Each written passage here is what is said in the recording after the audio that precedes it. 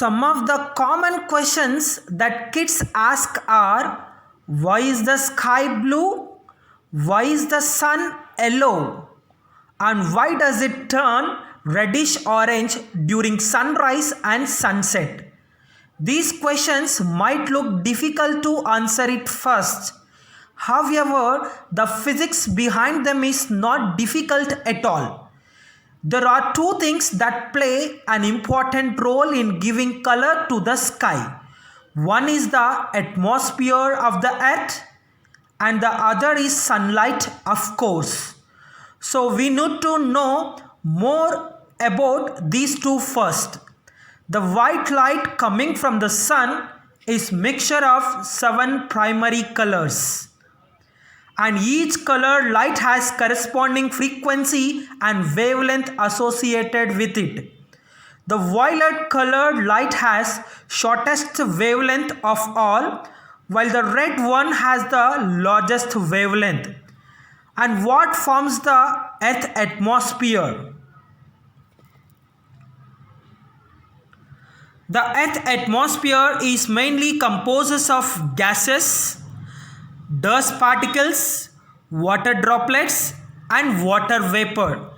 Among the gases, the nitrogen is present in abundant quantity at around 78%.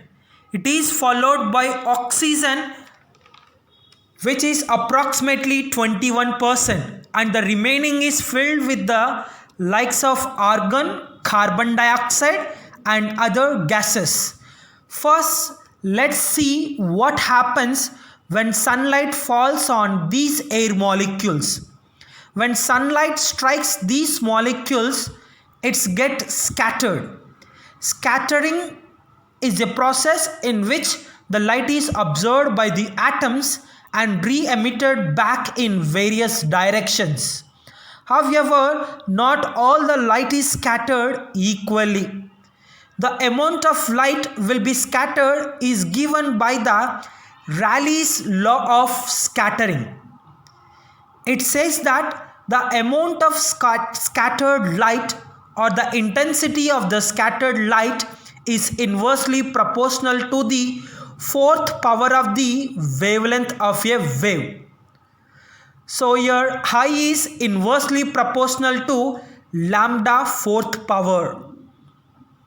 If the value of lambda increases, then the intensity will be lower. If its value decreases, then the intensity of scattering will be more. Lesser the wavelength, more will be the scattering.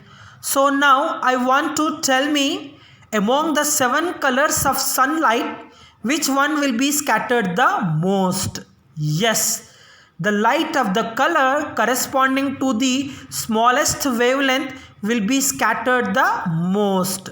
So blue, indigo and violet light will be scattered most by these molecules of air.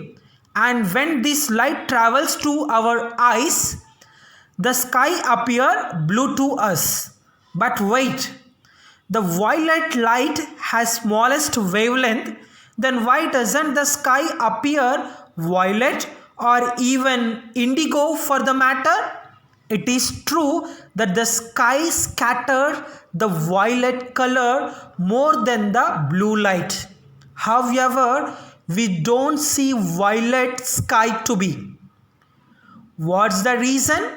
The following graph tells us that how much about a particular wavelength is emitted by the sun. Observe the graph well.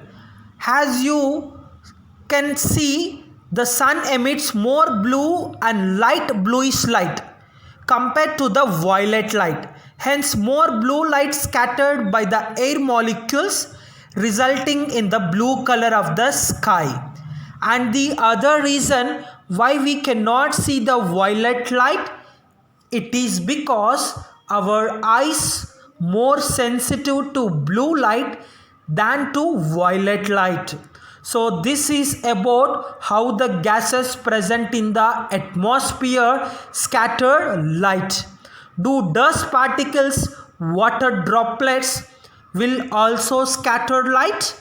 Yes, they do scatter the light as well. However, their size is comparatively much bigger than the size of the light waves, and hence they scatter all the colors of the light in equal amounts, so the white light entering the cloud or the dust particles emerges out as a white light again. Hence the cloud appears white. There is one last question we need to answer. Why does the sun appear reddish during sunset and yellow otherwise? We will see that in our next video. Thanks for watching the video.